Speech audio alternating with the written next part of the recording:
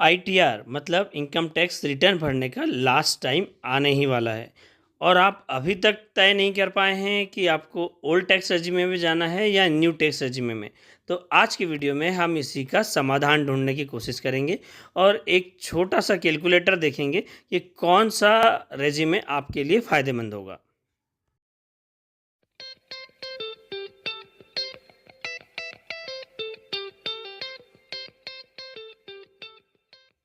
आ गए हम गूगल पर, यहाँ पर टाइप कर लेते हैं हम आईटीआर और इनकम टैक्स डिपार्टमेंट की जो पहली वेबसाइट दिख रही है इस पर क्लिक कर देते हैं।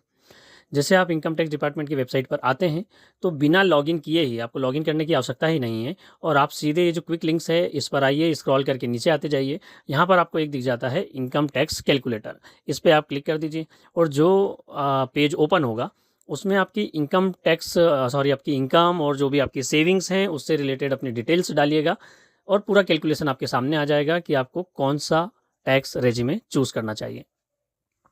तो देखिए यहाँ पर हमारे सामने कैलकुलेटर ओपन हो गया है, इनकम टैक्स कैलकुलेटर। तो बेसिक कैलकुलेटर है और एडवांस कैलकुलेटर है। यदि आप काफ़ी ज़्यादा नॉलेज रखते हैं टैक्स सेविंग सेगमेंट के बारे में या आपके अलग अलग जो हमारे इनकम के सोर्सेस होते हैं, लाइक जैसे income under the head salary, income under house property, capital gain, business profession, सारी डिटेल के बारे में आपको जानकारी है तो आप ये एडवांस कैलकुलेटर का उपयोग कर सकते हैं। हम यहाँ पर जो एग्जांपल देखने वाले हैं वो एक बेसिक कैलकुलेटर के लिए, तो हम बेसिक कैलकुलेटर में देख लेते हैं। पैन कार्ड हमको नंबर डालने की ज़रूरत भी नहीं है क्योंकि ये मैंडेटरी नहीं है। हमको बस असेसमेंट ईयर सिलेक्ट करना है। लाइक अगर हम इस फाइनेंशियल ईयर 2024-25 जो फाइनेंशियल ईयर हमारा बीत गया उसके लिए अगर हम आईटीआर भरने के बारे में देख रहे हैं तो हमको असेसमेंट ईयर चूज़ करना पड़ेगा 2025-26। इसको सिलेक्ट कर लीजिए। कैटेगरी इंडिविजुअल रहने दीजिए, रेसिडेंट, और आप अपना कैटेगरी चूज़ कर लीजिए कि रेगुलर सिटीजन है, सीनियर सिटीजन या सुपर सीनियर सिटीजन। हम इसको नॉर्मल एम्प्लॉई जो सैलरीड पर्सन है उसके हिसाब से देखते हैं बिलो 60 ईयर के लिए। टोटल टैक्सेबल इनकम एज पर न्यू टैक्स रेजिमे। अब जैसा कि आपको पता ही है कि न्यू टैक्स रेजिमे में किसी भी तरीके की कोई टैक्स छूट उपलब्ध नहीं है किसी भी सेगमेंट के अंतर्गत में, कुछ एक हमारे एक्सेप्शंस को छोड़ दें तो अब यहाँ पर हम न्यू टैक्स रेजिमे में इनकम पुट कर देते हैं लगभग 12 लाख की। 12 लाख की हमने टैक्सेबल इनकम शो की हुई है, चाहे वो सैलरी के लिए हो, बोनस के रूप में जितना भी आपको अमाउंट मिला हुआ है वो सारा कुछ इसमें इंक्लूड हो जाता है। जो आपके जो फॉर्म 16 दिया होगा एम्प्लॉयर ने उसको सिलेक्ट कर सकते हैं।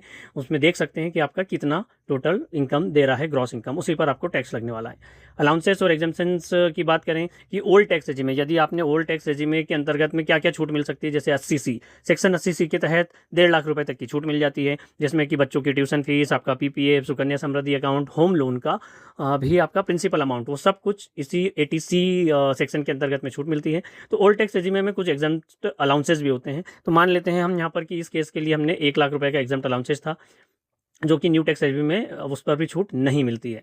देन उसके बाद में हम यहाँ देख लेते हैं जो हमने अभी एटीसी की बात की, साथ में आपका जो भी हेल्थ इंश्योरेंस है वो सब कुछ इंक्लूड करते हुए यदि कोई व्यक्ति की 2 लाख रुपए तक की टैक्स बचा ले रहा है अपना, इसके लिए हम कैलकुलेट करके देख रहे हैं। अब देखिए इसी हिसाब से आगे ऑटो कैलकुलेट होकर निकल के आ रहा है कि टोटल टैक्सेबल इनकम जो है एज पर ओल्ड टैक्स रेजिमे हो जाएगी 9 लाख रुपए की। अब इसका जो पूरा कैलकुलेशन है कि कौन सा रेजिमे सूट कर रहा है उसके लिए देखें तो टोटल टैक्सेबल इनकम एज पर ओल्ड टैक्स रेजिमे, यहाँ पे कैलकुलेशन आ गया 9 लाख रुपए का। टोटल टैक्सेबल इनकम एज पर न्यू टैक्स रेजिमे 12 लाख रुपए की।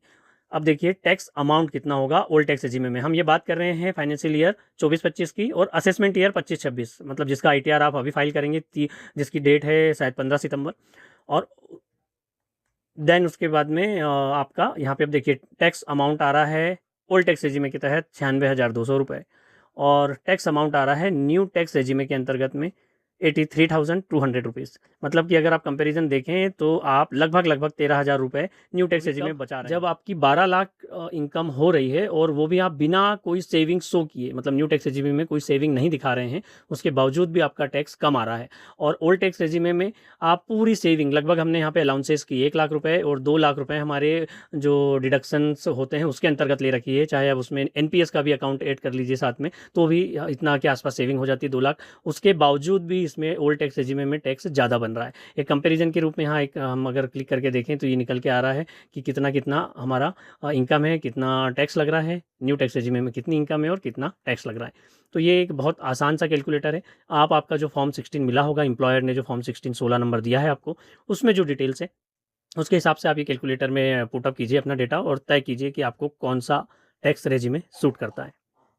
ऐसे ही और वीडियो देखने के लिए हमारा चैनल सब्सक्राइब करें, वीडियो लाइक करें और शेयर जरूर कीजिएगा। देखते रहिए, सीखते रहिए। धन्यवाद।